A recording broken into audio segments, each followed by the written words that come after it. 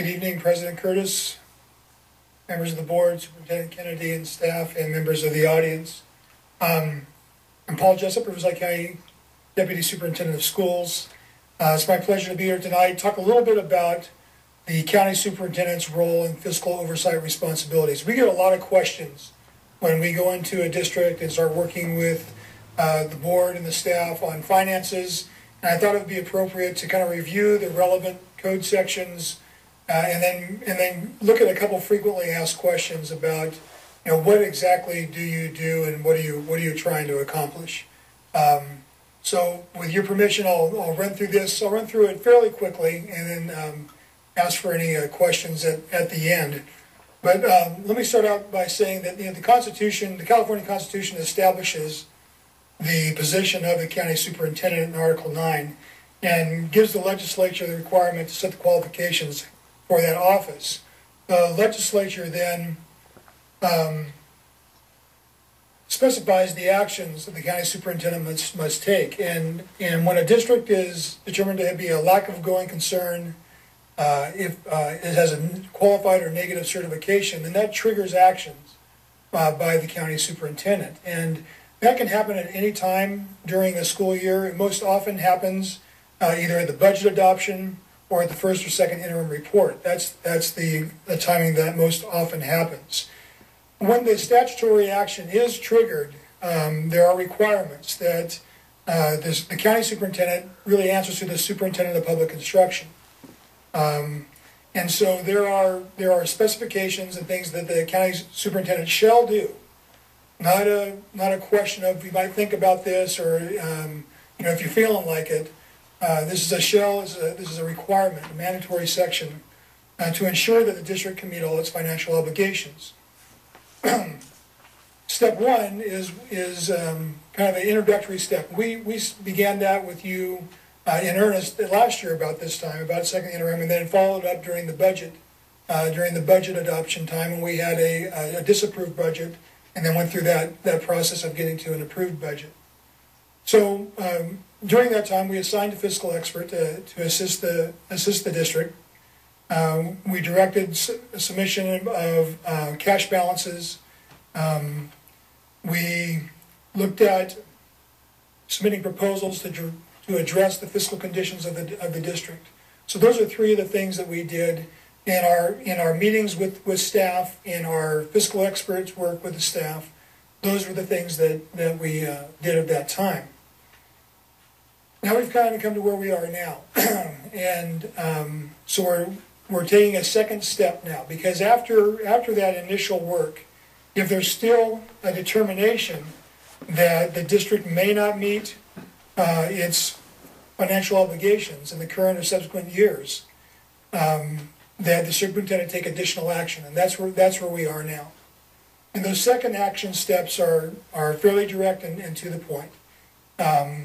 Develop and impose budget revisions, stay or rescind action that's inconsistent with the ability of the district to meet its obligations, assist in developing a financial plan, assist in developing a budget for the subsequent year, and appointing a fiscal advisor, which the superintendent has appointed me to work with you and your staff. So we've got some fiscal and political realities right now. Governor Brown's budget is as good a budget we could hope for on the education front, given the state's finances. But it is fully contingent on two things. Number one is that his budget is approved as submitted to the legislature, and that the electorate agrees with him to increase sales and personal income tax on certain filers. So this really puts school district budgeting right now in probably the most challenging times in a scene in several decades, especially given the timing of the election. You're going to be approving a budget in June with an election 4 months away in November, 5 months away in November, with all that uncertainty surrounding that, and the swing in what your revenues could be are fairly drastic. So right now the legislature is going through its process. And I got to tell you that there aren't a lot of happy people in Sacramento. When they look at the cuts to public education, whether it's K-12, community college, or higher ed, whether it's reducing revenue limits for K-12 schools or eliminating Cal Grants for higher ed, there's not a lot of support for that. But there's also a recognition that the financial situation of the state is dire. And the state can't appropriate what it doesn't have. So,